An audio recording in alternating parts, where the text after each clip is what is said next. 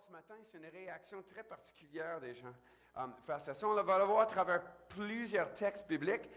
Et je ne les aurai pas tous à l'écran matin parce que j'avais, et je pense littéralement, j'avais 97 clichés que je vous aurais montrés, puis on aurait défilé, là, on aurait mal au cœur là, avec le président qui bouge. Donc je vais vous les lire, mais ils vont pas être tout affichés. Si vous voulez, y a-t-il des Bibles sur la table? Quelques-uns peut-être? Oui? OK. J'en vois pas en avant, par exemple.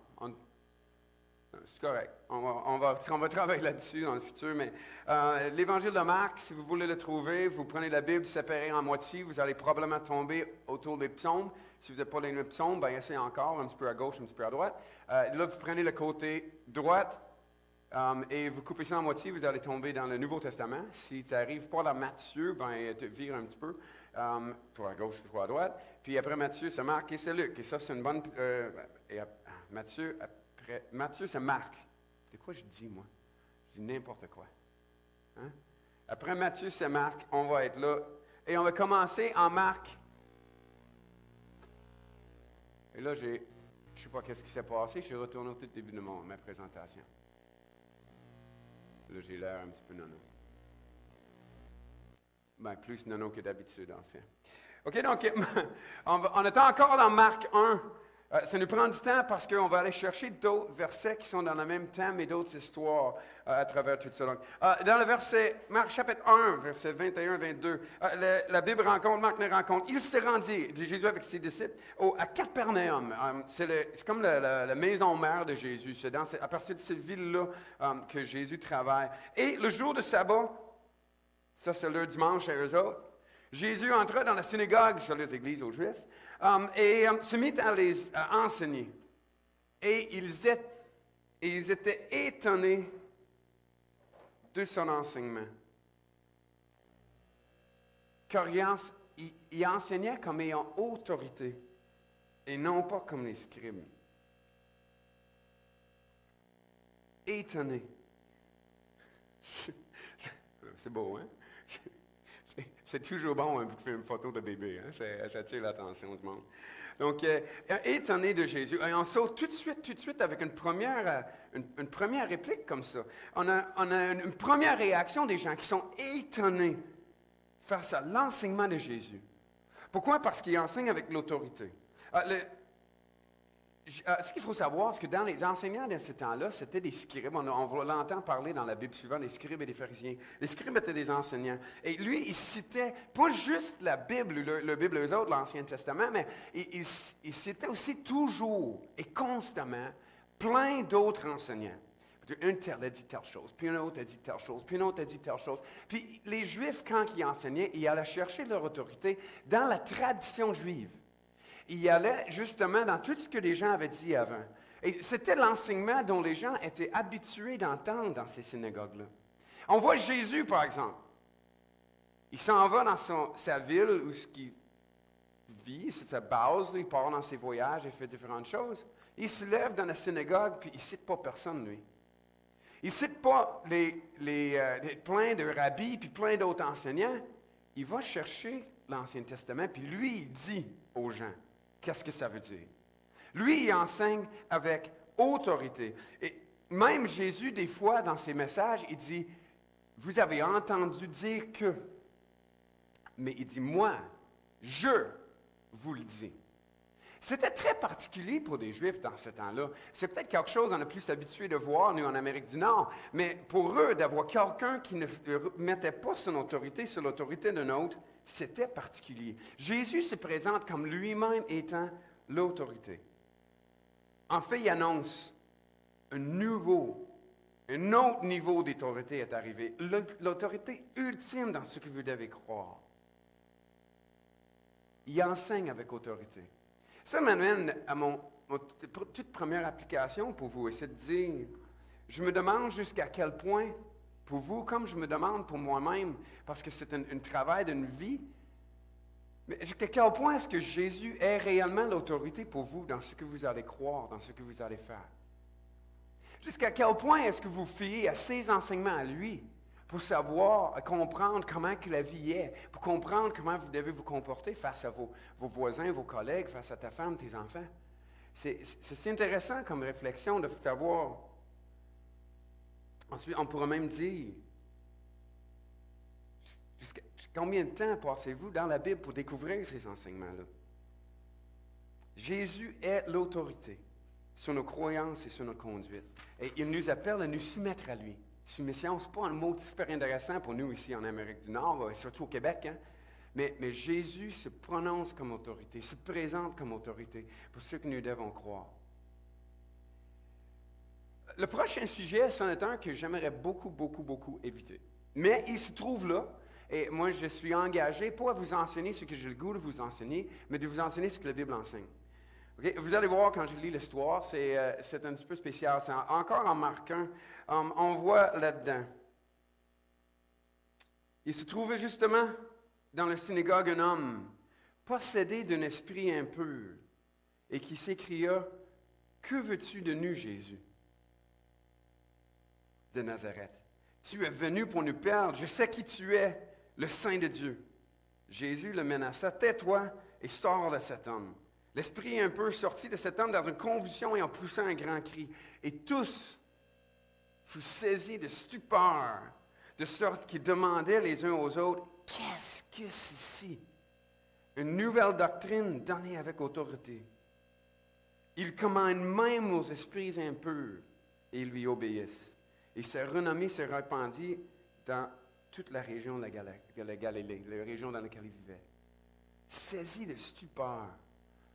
Mais nous, on a mal à l'aise, nous, en Amérique du Nord, avec le concept des esprits. Hein? Même une collègue avec laquelle je travaille. Ben oui, une collègue avec laquelle je travaille. Bravo, William. Une collègue qui me racontait cette semaine que sa fille se tenait avec un enfant, peut-être mon Jéhovah, quelque chose de même, on dit, qui parlait des esprits, des affaires, comment le diable. Et puis moi, j'ai dit, c'est pas nous autres, notre affaire, c'est pas ça le diable puis les esprits, c'est Dieu nous aime, puis c'est juste ça. Puis je voyais un genre de malaise face à tout ça. Et dans l'esprit moderne, on a la difficulté avec tout ce monde-là des esprits. Mais pas juste le monde des esprits, mais tout le monde spirituel, on pourrait dire. Parce que les miracles et tout ce qui est miraculeux, c'est aussi difficile pour nous d'accepter. Et il y a toutes sortes de façons que les gens essaient de tourner la parole, puis de twister de toutes sortes de façons pour arriver à ce que finalement Jésus n'a pas fait de miracles. Et c'est juste des fables. Mais on a mal à l'aise de façon moderne, notre pensée moderne. Mais j'aimerais ça, juste avant d'arriver dans quelques-unes des applications qu'on pourra voir dans cette histoire-là. Et non, je n'irai pas chasser des démons, pas chez vous, pas chez nous. Ce n'est pas ça l'application que je vais vous proposer. Mais c'est de dire comment que nous, comme personnes modernes, on pourrait approcher ça. La première chose, c'est pas nécessairement une réponse que je peux vous donner. Quelqu'un qui est complètement contre ça, je ne vous convaincrai pas ce matin. On pourra en discuter, on pourra voir toutes sortes de preuves et d'évidences, mais juste donner quelques pistes de réflexion. Mais première chose, je me dis, si Dieu existe, si je crois que Dieu existe, tel qu'il est révélé dans la Bible, bien, la Bible aussi nous révèle que l'homme a un âme et un esprit. Moi, je le crois, que ce corps va mourir, mais le moi à l'intérieur, il va rester. Déjà, si je crois que Dieu est un esprit puis existe éternellement, que moi j'ai une âme, j'ai un esprit à l'intérieur de moi, est-ce que c'est vraiment un grand pas de foi que de croire que tel que la Bible les révèle, il y a un monde spirituel créé par Dieu, d'autres esprits, des anges, des démons? On pose la question des fois, c'est pas juste des maladies mentales mal comprises dans ce temps-là, puis Jésus guérissait des maladies mentales, puis finalement il n'y avait pas de démons, il n'y avait rien de ça. Ben, c'est pas ce que la Bible dit. Hein? La Bible parle de démons puis de monde spirituel, pas juste dans les évangiles non plus, mais dans les épîtres, les écrits de Paul plus tard. Et on pourrait dire, mais pourquoi on ne les voit pas nous autres ici en Amérique du Nord? Pourquoi est-ce que nous autres, là, j'ai jamais vu ça, un démon, j'ai jamais vu ça, quelqu'un de possédé, puis il y en a plein dans la Bible, ça n'a pas d'allure. Je pourrais dire, peut-être une fausse question. Peut-être on serait mieux de poser la question, pourquoi ne nous rendons pas compte, nous, aujourd'hui, de ce monde spirituel? Et un C.S. Lewis, le gars qui a écrit Narnia, la série sur Narnia, a écrit tout un livre qui s'appelle Tactique du diable. Et c'est un fantastique, mais c'est un vieux démon qui enseigne à un jeune démon comment avoir les humains. Puis un de ses points, c'est que le meilleur coup du diable, c'était de faire croire au monde qui n'existait pas. Et là, on ne voit pas rien. Et le diable est bien content si on ne pense pas à son existence, si on ne pense pas qu'il y a une influence sur nous et sur notre milieu. Et j'ai écrit, s'il y a des esprits qui sont mauvais, s'ils sont des ennemis du croyant, ils ne pourraient pas être aussi intelligents. Tu sais, quand tu peux travailler dans l'ombre, quand tu peux travailler sans que le monde sache que tu es là, en espion, pourquoi pas le faire? Et c'est un peu dans ce sens-là que je présenterai la réflexion sur le monde spirituel. Mais la Bible est assez claire, par exemple. On voit Jésus qui arrive. Et lui, il niaise pas avec ça, là. Il dit, toi, tu vas te taire, puis toi, tu vas sortir de cet homme. Puis l'Esprit, il sort. En même temps que je vous parle de ce monde spirituel-là, je ne voudrais pas vous partir que vous ayez des craintes, vous ayez peur, vous ayez des inquiétudes face à ça. Ce n'est pas ça l'idée. Je veux vous présenter Jésus le Christ, le roi, qui est bien plus grand que tous ces esprits-là. On voit plus tard dans la parole que ça présente qu'il a humilié, il a livré en spectacle. Lui, il est parti en parade. Le roi en avant sur son cheval blanc, puis le monde spirituel était enchaîné derrière comme des prisonniers. Ça, c'est le Jésus que je veux vous présenter face à ce monde spirituel-là. Et je ne voudrais pas que vous partiez d'ici à penser à des anges, des démons ou à d'autres choses, mais à voir ce Jésus le roi, qui a l'autorité sur les puissances spirituelles, toutes les puissances spirituelles. S'il existe, et si Jésus règne, mais Jésus règne sur eux aussi, puis il a autorité aussi sur eux. Et tout ce que la Bible nous demande de faire, c'est de résister par la puissance de Jésus. Jésus a l'autorité sur les puissances spirituelles. Prochaine histoire, que là, je suis dans le trouble. En tout cas, prochaine histoire, on voit un autre Jésus qui a l'autorité sur une autre chose. En Marc 1, 40 à 46, dans ce cas ici, on a un homme, un lépreux. La lèpre, c'était le nom qui donnait toutes sortes de maladies de la peau. Un lépreux, qui vient, il se jette à genoux, puis il supplie Jésus. Il dit, Seigneur, si tu le veux, tu peux me rendre pur. Il vient supplier Jésus. Son espoir, ça là, c'est le seul espoir qu'il a, c'est que Jésus puisse le rendre pur. Et Jésus s'est dit, ému de compassion, étendit la main, le toucha et dit, je le veux, sois pur. Aussitôt, la lèpre le quitta et il fut purifié. C'est quand même particulier de dire que Jésus ait réussi à guérir une maladie. C'est particulier, là. Les lèpres, on perdait la sensibilité dans la peau, puis finalement, on s'accrochait dans les choses, on se coupait, puis on ne se rendait pas compte sur les pieds, on avait des infections qu'on était incapable de traiter, toutes sortes de choses. Et là, on a des images dégueu sur l'Internet, là, des gens qui ont perdu tout le doigt, tout les orteils, le nez qui tombe. En tout cas, c'est vraiment spécial comme maladie. Mais Jésus le touche et donne une parole. Il dit, je le veux, ça purifie ta maladie. Puis, comme ça, il guérit. C'est quand même assez incroyable. Ça arrive aussi dans une autre histoire, je l'ai en Marc 7, où on y amène un sourd qui avait la difficulté à parler. Puis on voit que Jésus le prend à part, lui, à place de faire là où il est, le prend à part. Puis, c'est spécial un peu la façon que Jésus change ses façons de faire tout le temps. Il n'y a pas de formule miracle pour ça, mais la formule miracle, c'est lui. Mais il met les doigts dans ses oreilles, il prend un peu de sa salive, puis il touche sa langue. Puis il lève les yeux au ciel, puis il dit « Ephaphatha », qui dit « Ouvre-toi ». Ça devait être un beau mot pour l'homme d'entendre. « Ouvre-toi ». Et il se mit tout de suite à parler correctement. Puis les oreilles s'ouvrent, puis il entend. Et c'est drôle parce qu'il était à part la foule, mais ça dit qu'ils étaient dans un étonnement extraordinaire. Regarde comment que Marc, il lutte pour trouver des mots assez forts pour décrire l'émerveillement des gens face à ça. Un étonnement extraordinaire. Et il disait, il fait tout à merveille. Il fait même entendre des sourds et parler des muets. Je voudrais dire ici, Jésus, il se présente encore comme une autorité. Une autorité sur la maladie. Ici, dans nos deux histoires et dans plein d'autres dans la Bible, on voit que Jésus guérit. Même la santé des gens c'est entre ses mains. Qu'est-ce qu'on fait avec ça, nous? C'est sûr qu'on va tomber malade. Des gens de notre entourage vont tomber malades. Je souhaiterais qu'on se tourne vers Dieu qui ont pris. Qu'on prie que Dieu guérisse. Qu'on prie que Dieu démontre sa puissance, que Jésus montre son autorité en guérissant aussi. Mais tant qu'on est sur le bord-ci de l'éternité, tant que le roi n'est pas revenu pour absolument établir son règne, ben, il va avoir la maladie et la mort. Je trouve ça fascinant de me mettre dans cette position où ils viennent à Jésus et ils disent « si tu le veux ».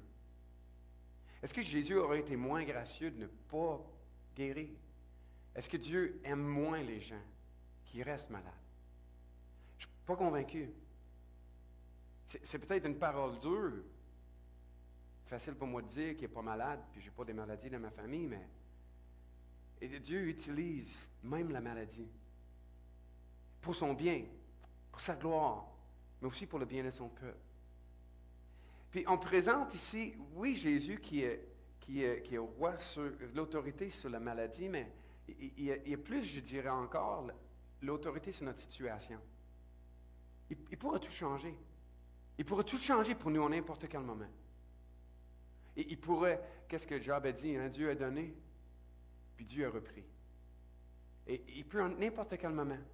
Tout ce qui nous arrive, c'est Dieu qui nous a donné. La femme, le mari qu'on a, c'est Dieu qui nous l'a donné. Les enfants que nous avons, c'est Dieu qui nous l'a donné. Le travail que nous avons, bien c'est Dieu qui nous l'a donné.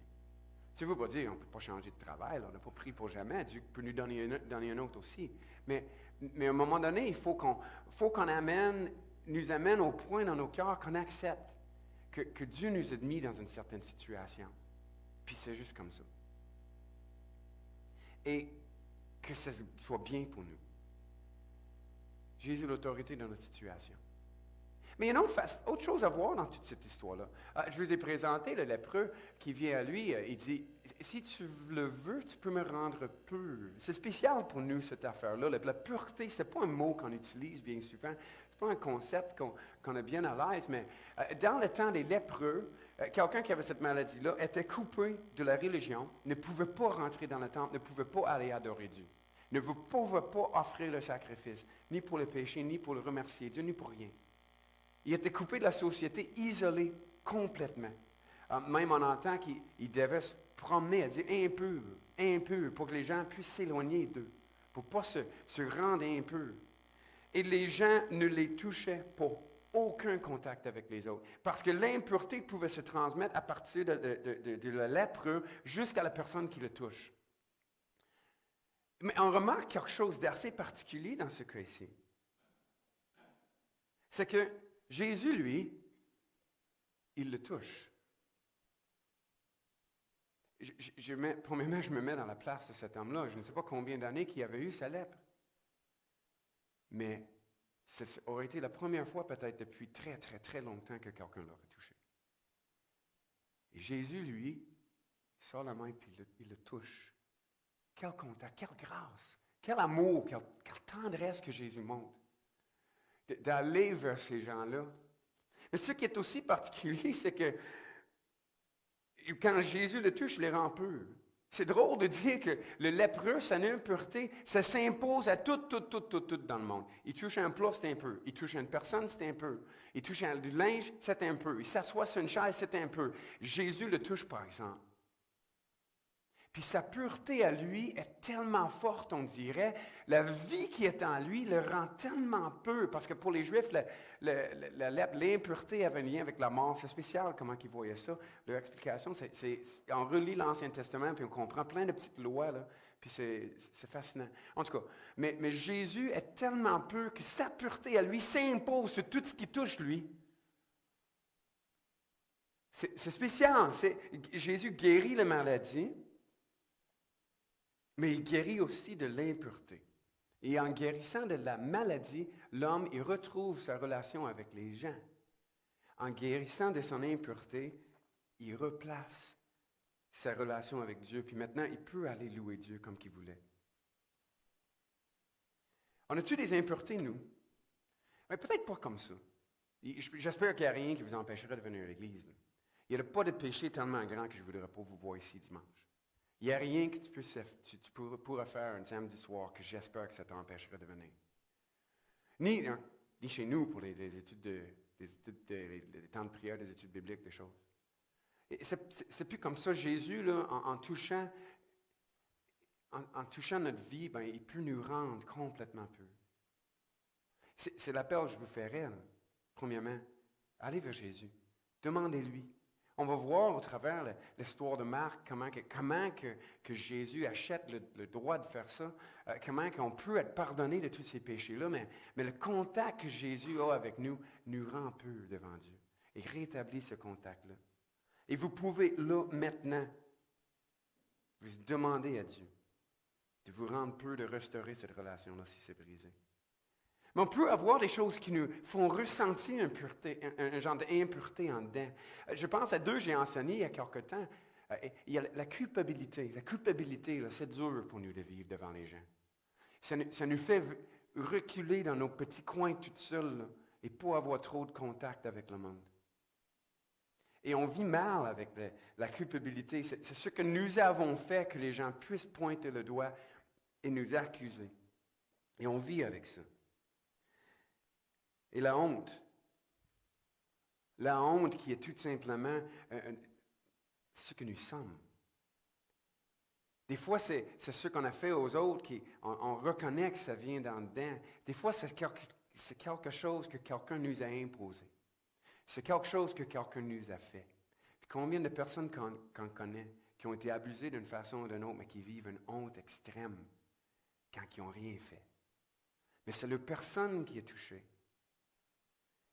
C'est en dedans d'eux qui se sentent honteux à propos de leur identité.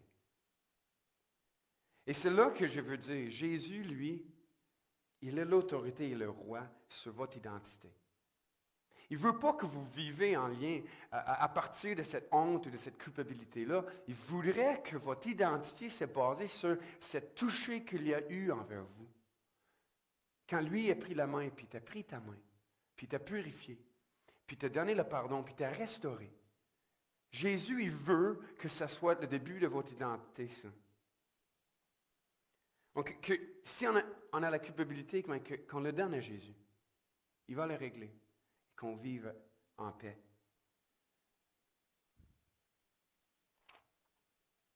Il va nous donner son innocence. Et notre honte, ben Jésus va le prendre, puis il va nous partager sa gloire. Quelle joie, quel espoir.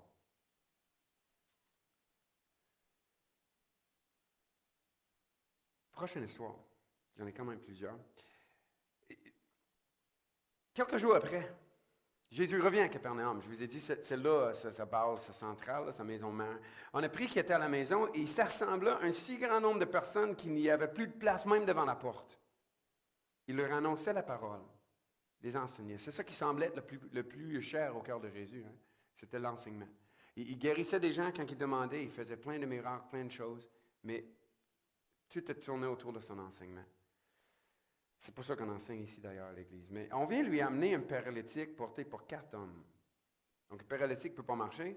Il a besoin de quelqu'un pour l'amener à Jésus s'il a l'espoir d'avoir ce toucher-là lui aussi. Donc comme il ne pouvait lui le présenter à cause de la foule, il découvrait le toit au-dessus de l'endroit où se tenait Jésus. Il descendit par cette ouverture le lit sur lequel le paralytique était couché. C'est quand même un peu particulier de dire là, il ouvre le toit là.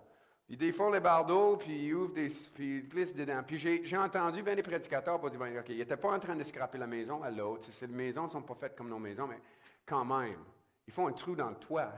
Supposé garder la pluie dehors, le vent dehors, puis les oiseaux dehors, puis ils défont un assez grand trou pour descendre un homme devant Jésus. Ils viennent avec une certaine foi, un certain désir, ils viennent chercher quelque chose. Et Jésus, voyant le foi, dit au paralytique, « Mon enfant, tes péchés sont pardonnés. » OK, excusez-moi, mais moi j'arrête ça là, puis je dis, c'est quoi cette réaction-là de la part de Jésus? 4 hommes qui portent un paralytique, ils ouvrent le toit, ils descendent le gars, puis ils entendent, « Tes péchés sont pardonnés. » Ben non, il faut qu'il marche. Non? C'est pas un peu drôle, ça? Moi, je trouve ça comique, ça. Je trouve que Jésus il est comique dans ce qu'il dit. Mais Jésus sait ce qui s'en va avec ça. C'est très bien ce qui s'en va avec ça. Le paralytique, il cherche probablement pas le pardon. Mais Jésus discerne le vrai besoin, le plus profond de cet homme-là. Le pardon. Ce qu'il faut savoir, c'est que pour les gens dans cette époque-là, il y avait un lien entre le péché et la maladie. Et si on péchait, ben on méritait un jugement, puis la maladie venait et c'était notre jugement. Et on voit ailleurs dans la Bible que des disciples ils disent à Jésus, même les disciples disent, cet homme, c'est qui a péché, là? Cet homme, lui, ou c'est ses parents, pour qu'il soit comme ça. On voit que pour les Juifs, là, il y avait un lien fort entre la vie juste, puis la richesse et la santé, ils étaient les premiers de l'évangile de la prospérité. Hein? Mais c'est vrai qu'il y a un lien entre la maladie puis le péché, mais pas celui qu'on penserait. Ce n'est pas une question de mérite de dire que la sainteté donne la santé, puis le mal est dans la maladie. C'est pas ça qu'on dirait. Ça, c'est la version juive. Mais c'est vrai. S'il n'y avait pas jamais eu de péché dans le monde, il n'y aurait jamais eu non plus de maladie. Et on a déjà parlé de ça à l'Église, comment il y avait dans le jardin d'Éden, au tout début de la création, comme Dieu l'avait fait, il y avait une paix, puis il y avait une shalom. C'est le meilleur mot, c'est un mot hébreu qui décrit l'état de toutes choses comme il devrait être. C'est un petit café chez Café Morgan avec des amis un samedi soir. C'est shalom. C'est un déjeuner avec bacon, saucisse, jambon, œufs, pas de pain, pas de patates, parce que c'est pas bon pour mon diabète, avec ma femme un mardi matin, avec le café. Hein? Le shalom, là, c'est le jardin derrière chez vous, avec des petits divans, puis le barbecue avec le steak qui cuit, là, puis des amis qui viennent, puis une bouteille de vin. C'est ça le shalom. Mais l'homme l'a brisé par sa rébellion. L'homme s'est rebellé contre Dieu, puis il a perdu ce shalom-là, parce que tout n'était plus comme ça devait être. Et c'est là que la maladie est venue dans le monde. Puis c'est vrai qu'il y en a un. Puis c'est vrai qu'il y a un lien entre la maladie puis le péché. Mais c'est plus fondamental qu'un geste amène une punition. C'est le monde qui est fait comme ça maintenant. J'ai une citation ici, par exemple, qui nous donne un peu de direction pour comprendre qu'est-ce qui se passe ici. C'est Jésus, lorsqu'il guérissait, ne faisait pas simplement des miracles, violer ou annuler des lois de la nature. Il démontrait plutôt par ses miracles de guérison qu'il restaurait un ordre qui a été perdu. La maladie et la mort n'étaient pas naturelles dans la création de Dieu, elles sont des violations de son ordre. Jésus pouvait remonter à la source du problème, régler le problème du péché avant, tes péchés sont pardonnés, ensuite régler ses effets. Donc c'est comme ça que, et c'est pour cette raison-là, Jésus règle le problème premier avant de régler les effets. Mais c'est particulier, pareil, Jésus pardonne, là je ne sais pas qu'est-ce que j'ai. Okay, Jésus pardonne, mais Dieu seul peut pardonner, c'est Dieu seul qui est le principal offensé. Si un péché, c'est contre Dieu, quelqu'un d'autre, moi je ne peux pas dire, quelqu'un fait du mal à ma femme, genre je te pardonne. Mais non, ça n'a pas rapport, c'est pas moi qui ai pardonné ça. C'est pas moi, quelqu'un doit 20 piastres à Eric, laisse faire, c'est pas grave, tu ne paieras pas. Je ne peux pas faire ça moi, c'est pas ma dette. Mais Jésus, par exemple, il dit que ses péchés sont pardonnés. Les pharisiens et les scribes, ils comprennent de quoi là-dedans. Ils disent, comment celui-ci parle ainsi? Il blasphème. Qui peut pardonner les péchés si ce n'est Dieu seul? Les autres, ils comprennent. En offrant le pardon des péchés à cet homme-là, Jésus se met égal à Dieu. Jésus se donne les droits que seulement Dieu a. Il se rend compte de ça. Et Jésus, il veut peut-être provoquer cette chose-là parce qu'il se dit qu'il rend compte de ce qu'il pense dans les esprits, puis il dit, pourquoi vous faites des raisonnements de même dans votre cœur? Il dit, qu'est-ce qui est plus facile? De dire au paralytique, tes péchés sont pardonnés, ou de dire, lève-toi, prends ton lit et marche? Ben, en fait, dire les deux paroles, c'est aussi facile. C'est pas ce que Jésus veut dire. Hein? Je pense que les deux phrases sont presque aussi longues, puis il n'y a pas rien de difficile à prononcer dans ces phrases-là, mais Ce qui est difficile, c'est difficile à accomplir. Puis en fait, les deux, c'était impossible pour un homme. Les pharisiens et les scribes qui étaient là présents devant Jésus, qui l'entendent dire, tes péchés sont pardonnés, ne pouvaient pas plus le dire que Jésus, selon eux autres. Mais ils ne pouvaient pas non plus dire à l'autre de prendre son lit de marcher. C'était impossible. C'est impossible pour un homme normal.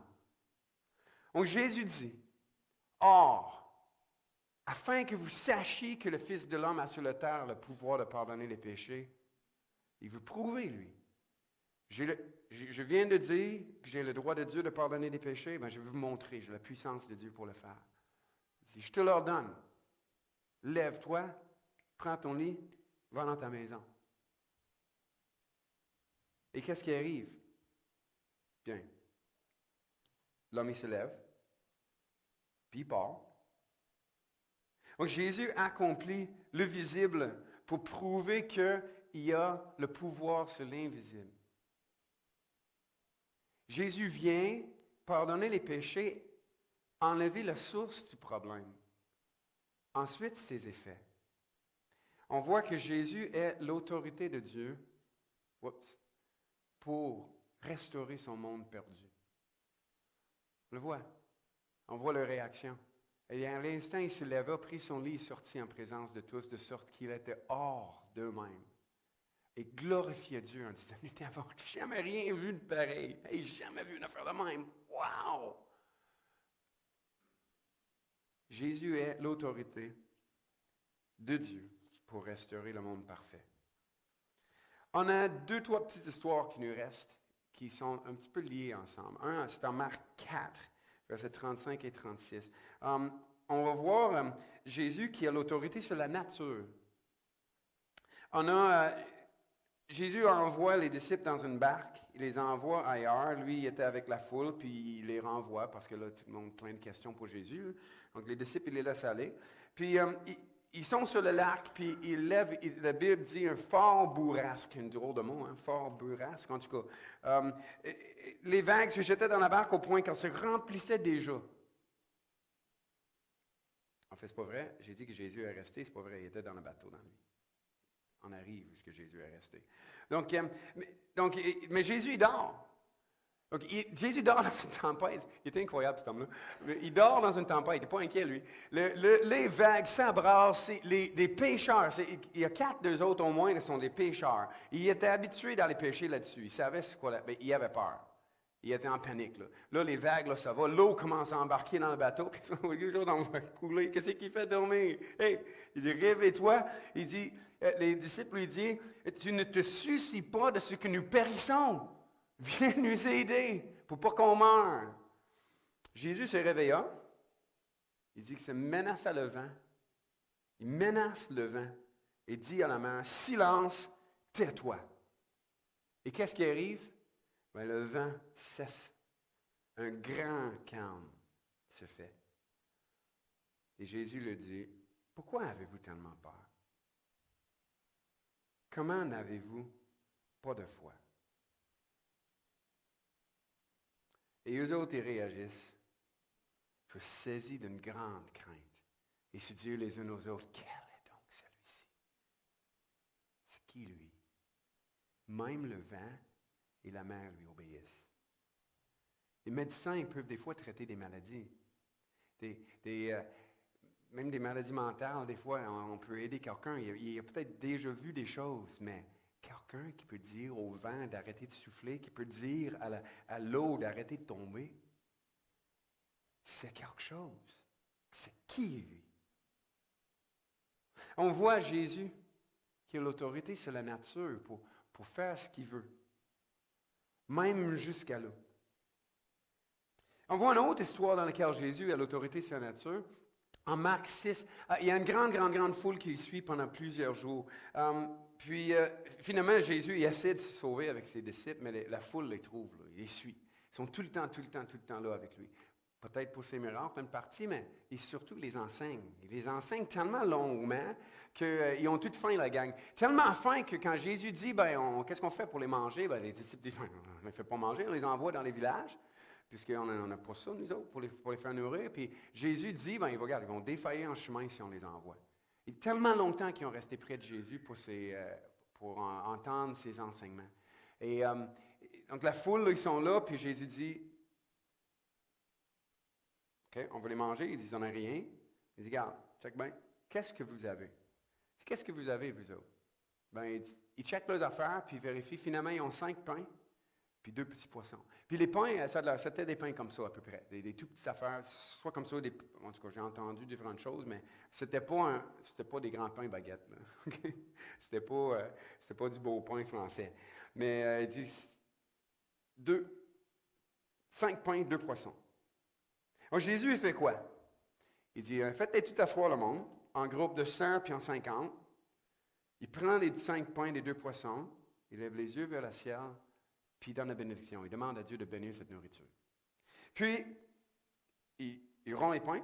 On va faire ça tantôt. On va rompre les pains pour prendre le repas du Seigneur. Et il donne aux disciples, puis il les distribue aux foules.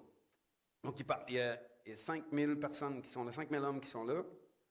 Et il prend ces 5 petits pains, ces 2 petits poissons, il les brise, il les met dans une coupe de panier, il envoie ses disciples, puis il partage entre tous. Déjà assez weird. Chacun son petit bout, je ne sais pas. Mais tous mangèrent et tous sont rassasiés. Incroyable. Puis, il ramène 12 paniers pleins de ce qui reste. La capacité de Jésus de rencontrer nos besoins dépasse largement nos besoins. Il est capable de nous donner bien plus que ce qu'on a de besoin et à partir d'à peu près rien. C'est assez incroyable. Mais cette histoire-là nous montre encore Jésus l'autorité sur la nature, mais ce que je voudrais aller voir, c'est tout de suite la prochaine histoire, parce que Marc enchaîne cette histoire-là avec un autre, puis je pense que son point principal, c'est pas autour des pains. C'est pas autour des 12 paniers, puis comment que Jésus pourrait nourrir des foules avec rien. Le principal de ce que Marc veut montrer, c'est dans la prochaine histoire, qui est en Marc 6, tout de suite, 45 à 56. C'est là que, aussitôt après, c'est là qu'ils mettent les disciples dans la barque, les envoient. Il dit, allez à Bethsaïda, la ville qui est au bord du lac. Puis moi, je vais envoyer la foule. Donc, je vais prendre les questions, je vais guérir des gens, je vais donner des choses dont ils ont besoin. Puis, il dit, quand la foule a fini, Jésus va prier un bout. Puis, il voit que la barque au milieu de la mer, Jésus sur la terre.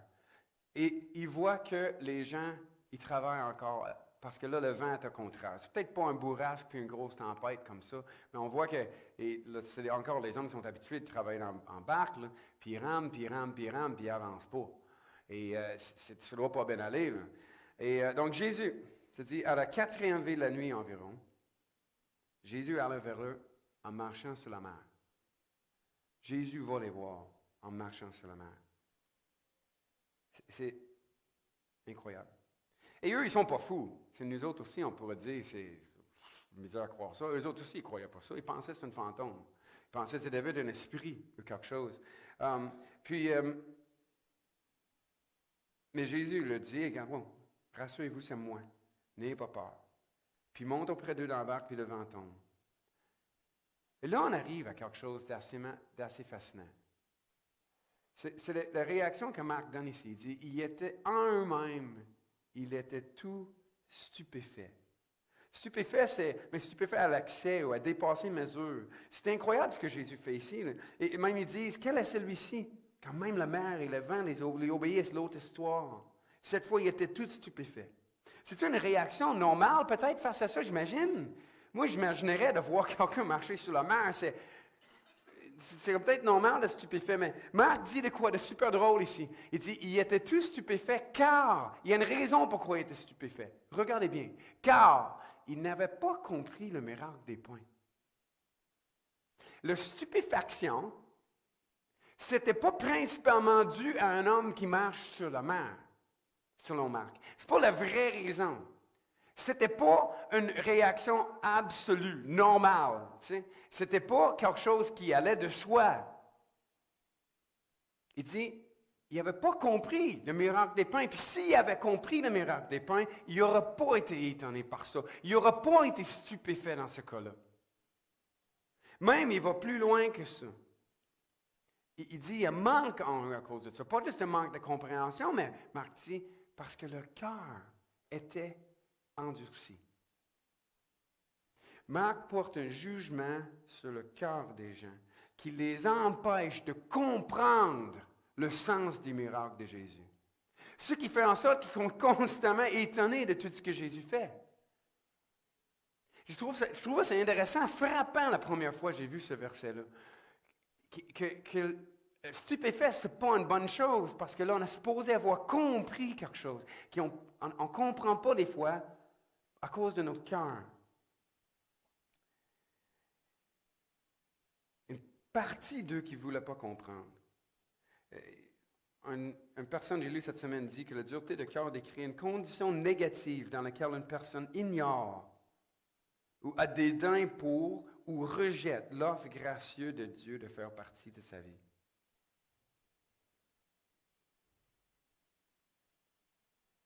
Les disciples devaient voir, avec les miracles des pains, qui Jésus était. De quoi il était capable? Il aurait dû comprendre. Pas juste savoir. C'était tous ces miracles-là que je vous ai racontés ce matin, je ne les ai pas racontés dans le but principal de toutes les petites applications que j'ai données. Tout pointe vers ça. Tout pointe vers le fait que ces miracles-là sont supposés me changer, vous changer, nous changer tous ensemble.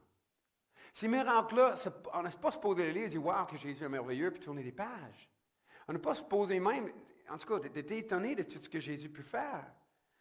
Ce n'est pas juste ses agissements, ni juste son autorité dans tout qu'il peut avoir, mais c'est vraiment, on doit voir l'identité de Jésus à travers ça.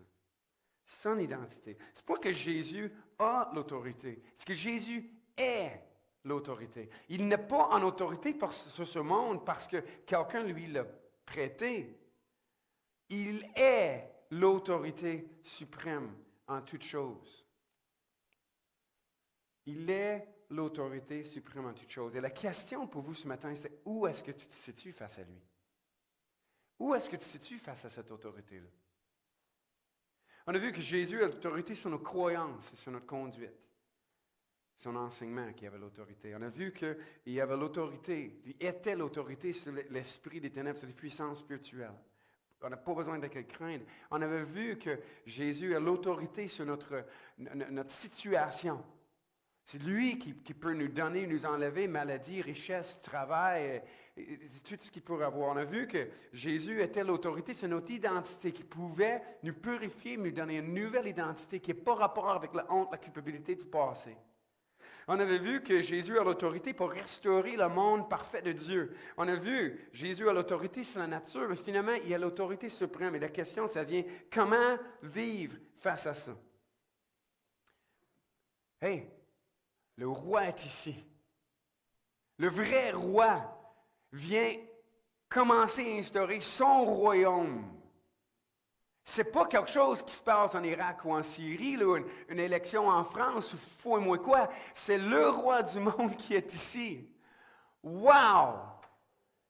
Qu'est-ce que ça nous dit? Comment est-ce que moi je peux vivre en tant que citoyen de ce monde-là, de ce citoyen de ce royaume-là? Qu'est-ce que ça veut dire pour moi?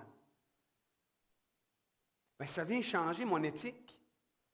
Je vais aller lire dans la Bible et voir qu'est-ce que Dieu veut, comment que Dieu veut que je vive, comment que Dieu veut que j'interagisse avec le monde, comment que Dieu voudrait que les maris traitent les femmes, et les femmes le mari, puis comment que le mariage est important. Puis, oui, on ne peut pas tout réparer, mais il faut qu'on travaille, il faut qu'on fasse tout ce qu'on peut. Ça va être l'éthique de comment, l'honnêteté, scrupuleux dans mon travail. De ne pas perdre mon temps, de ne pas offrir le temps de la commission scolaire à d'autres choses. Ça va être une autorité, vivre en citoyen dans mon éthique, mais vivre en citoyen aussi dans ma mission.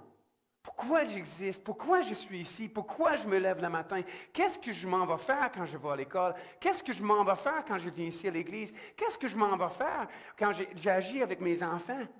C'est quoi ma mission? C'est vivre sous l'autorité du roi qui est ici, ce Jésus. Ça va influencer tout ça. Ça va peut-être me faire mettre mon cellulaire dans ma poche pour parler avec mes enfants. Peut-être ça va être jusqu'à là. Ma femme a souri. Elle est heureuse. Il a finalement rendu compte. Bon, mais notre mission, on a une mission. Ce roi, il y a un royaume à annoncer. Ça va tout changer. Les miracles de Jésus sont nous pousser vers cette connaissance de lui et ça va changer notre mission. Ça va changer notre espoir.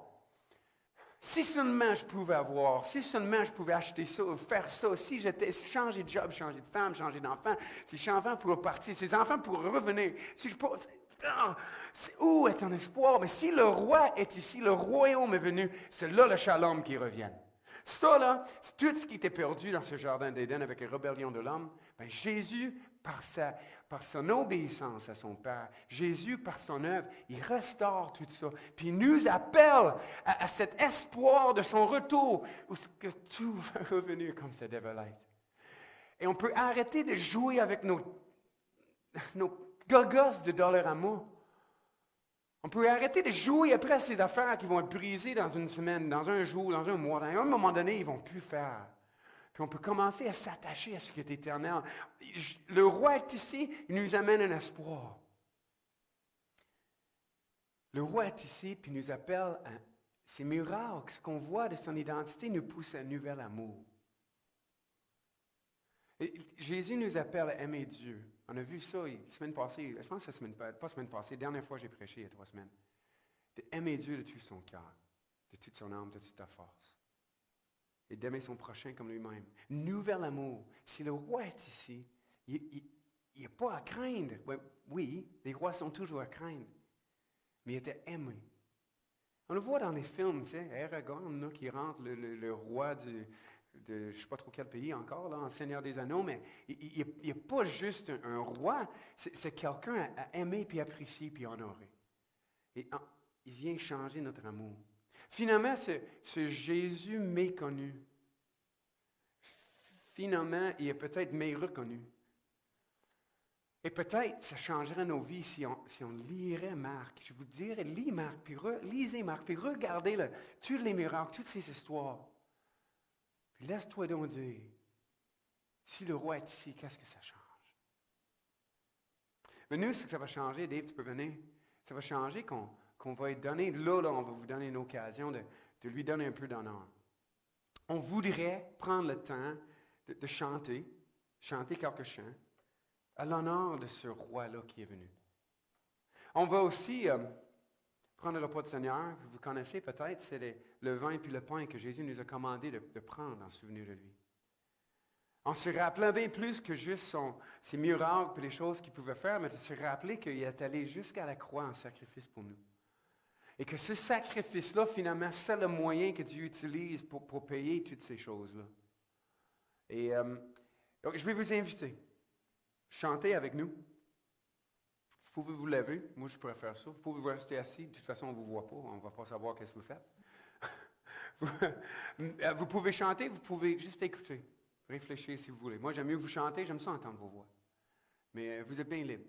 Les mains dans les airs. Vous voulez danser. Vous voulez vous mettre à genoux, prier. Ça, toutes les réactions sont bonnes. Tant que vous êtes avec nous et en relation avec votre Dieu, lui à cause de Jésus. Et on n'est pas obligé de tous aller en même temps. Vous pouvez comme vous voulez. Mais à un moment donné, pendant le temps d'adoration, prenez un instant à travers les chants, même à penser à Jésus et cette croix qu'on n'a pas annoncée encore, mais j'imagine on sait. Et si vous êtes citoyen de ce royaume-là, si parce que vous avez mis votre foi en Jésus, vous avez demandé le pardon, vous avez reçu le pardon de péché, le toucher de Jésus pour te purifier. Si tu as passé par cette étape-là, si Jésus est votre roi, pas juste un roi ou le roi, mais votre roi, bien, je vous inviterai de venir avec nous, prendre ce repas-là, en souvenir de lui, puis en souvenir de son œuvre. Et je vous laisse avec la musique. Donc, on va juste prier, par exemple. Donc, Jésus, nous voulons te reconnaître comme roi. On a vu ce matin comment tu avais l'autorité dans plein de domaines. Et ce qu'on voudrait maintenant, c'est de t'offrir, malgré que tu l'aies déjà, mais de t'offrir l'autorité sur nous. Nous voudrions reconnaître que par qui tu es, tu mérites notre honneur. Et c'est ça que nous voulons t'offrir ce matin. Donc, Seigneur, ouvre nos cœurs premièrement pour t'adorer et ouvre nos bouches pour exprimer cette adoration envers toi. Pour que Jésus soit honoré dans tout. Amen.